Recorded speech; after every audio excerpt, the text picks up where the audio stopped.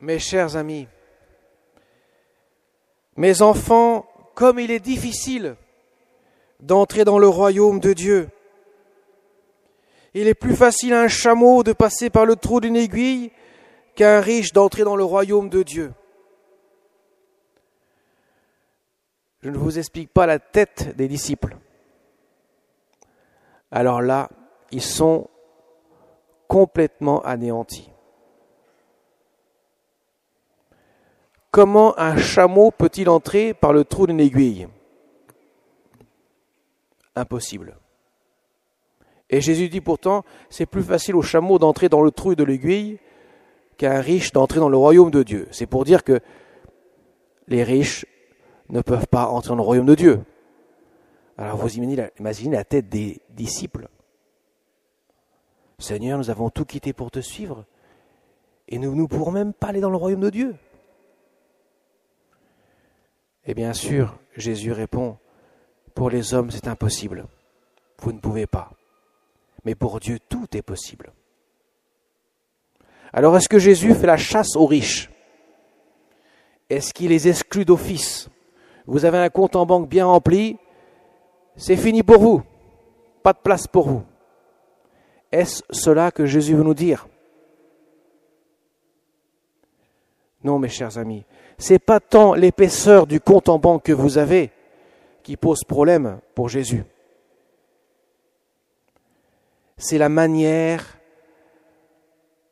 dont vous êtes attaché à ce compte en banque ou à ces richesses. Parce qu'il y a des riches qui se comportent comme des pauvres, qui sont totalement détachés de leurs biens, qu'ils sont pour eux relatifs. Et il y a des pauvres, le peu qu'ils ont, ils se comportent comme des riches. Ils sont tellement attachés à leurs biens que presque ils en tueraient père et mère pour les garder. Vous voyez, c'est ça qui est un enjeu. Ce ne sont pas les choses matérielles que l'on possède ou pas. C'est la manière, le rapport qu'on a vis-à-vis de ces choses. Est-ce que elles sont pour nous relatives ? Est-ce que ce sont des biens passagers dont on en fait un usage parce qu'on en a besoin ? Ou alors elles sont dans notre cœur de telle sorte que nous les idolâtrons. L'idolâtrie du bien terrestre ne peut pas laisser place à Dieu dans notre cœur. Jésus manifeste clairement cela dans l'Évangile. Et vous avez entendu, l'homme riche commence par dire « bon maître ». Jésus le reprend aussitôt. Pourquoi dis-tu bon ? Il n'y a que Dieu qui est bon. Dieu seul est bon.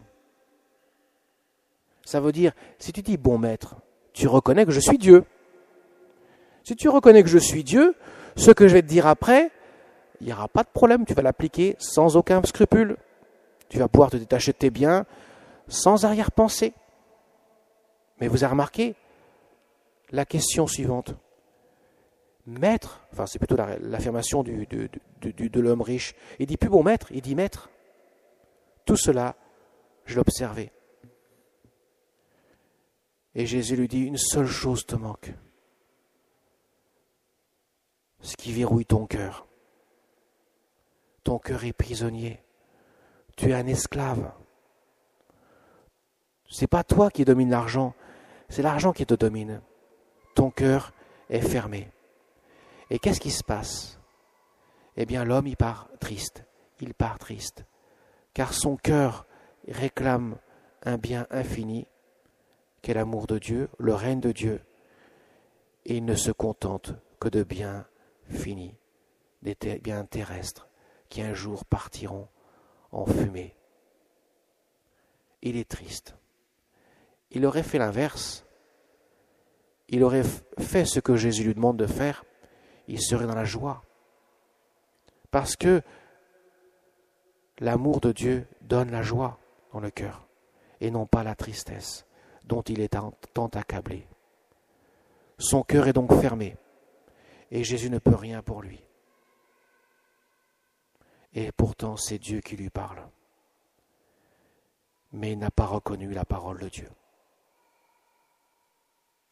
Voyez, mes chers amis, On voudrait des miracles, on voudrait des choses extraordinaires devant nous pour que nous puissions mieux croire. Comme diront les chefs des prêtres, qu'il descende de la croix et nous croirons en lui. Il aurait même pu descendre de la croix, c'est pas pour autant qu'ils auraient cru en lui. Non, si notre cœur ne s'ouvre pas à la parole de Dieu, à ce moment-là, Dieu ne peut rien pour nous. C'est ça l'enfer. C'est l'enfermement du cœur sur soi. La privation de ce que notre cœur réclame. Voilà pourquoi Jésus insiste lourdement. Et il prend des exemples béton.